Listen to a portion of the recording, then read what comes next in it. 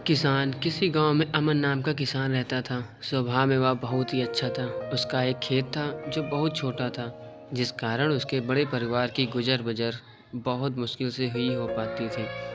अमन अपने खेत में बहुत मन लगाकर काम करता, लेकिन खेत छोटा होने के कारण काम कुछ ही घंटों में ख़त्म हो जाता था।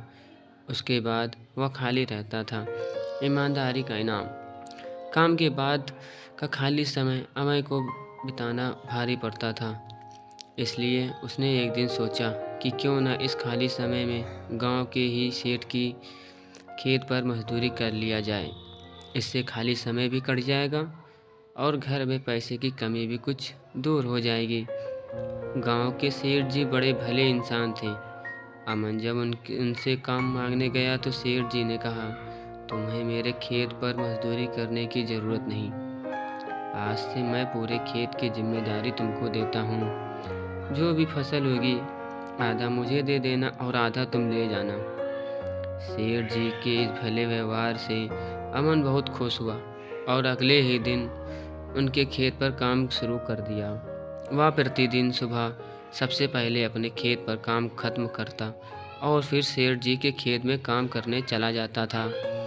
एक दिन दोपहर को जब अमन सेठ जी के खेत में हल चला रहा था, उसी वक्त उसका पैर किसी सख्त चीज़ पे टकराया।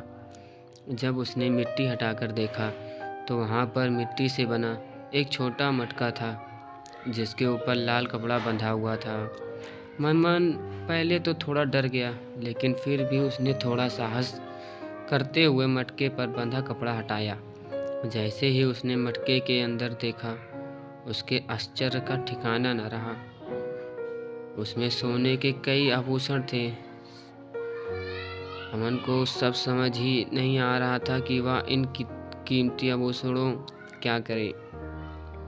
एक और वह सोचता इसे किसी सुनार को बेचकर अपने घर की पैसे की कमी हमेशा के लिए ख़त्म कर देता हूँ। वहीं दूसरे ही पल सोचता कि यह ज़मीन सेठ जी की है, यह उन्हें ही सौंपना उचित होगा। काफ़ी देर तक उलझन में पड़े रहने के बाद वह अंत में सेठ जी के घर ही गया। उसने सेठ जी को सारी कहानी बताकर मटका उन्हीं के सामने रख दिया। मिट्टी का वह मटका देखकर सेठ जी उसे पहचान गए और बोले, ये मेरी दादी के आभूषण हैं। मैं कई वर्षों से इसे खोजने की कोशिश कर रहा था। मुझे पता नहीं था कि ये कहाँ गड़े हुए। इन्हें अचानक खोज कर तुमने बहुत बड़ा उपकार किया है। तुम्हें इस काम के लिए कोई बड़ा इनाम तो मिलना ही चाहिए। सेठ जी, मुझे आपने अपने खेत पर काम दिया, यही बहुत है। अब मुझे कोई इनाम नहीं चाहिए। अमन ने सेठ जी के हाथ जोड़कर आग्रह किया। फिर सेठ जी ने कहा, अमन, मैं जानता हूँ तुम बहुत मेहनती और ईमानदार हो, लेकिन इनाम तो तुम्हें स्वीकार करना ही होगा। सेठ जी थोड़ी देर रुके और फिर कहा, मैं जिस खेत पर तुम काम कर रहे हो, आज से वह तुम्हारा है। तुम इसके मालिक हो। सेठ जी के मुंह से यह बात सुनकर श्यामू खुशी से झूम उठा। उसकी आंखों में आंसू खुशी के आंसू थे।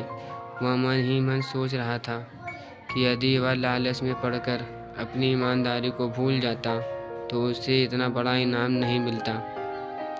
दोस्तों, कहानी कैसी लगी कमेंट करके ज़रूर बताएं। कहानी पसंद आई हो तो वीडियो को लाइक, शेयर और चैनल को सब्सक्राइब ज़रूर करें। वीडियो देखने के लिए आपका बहुत बहुत धन्यवाद।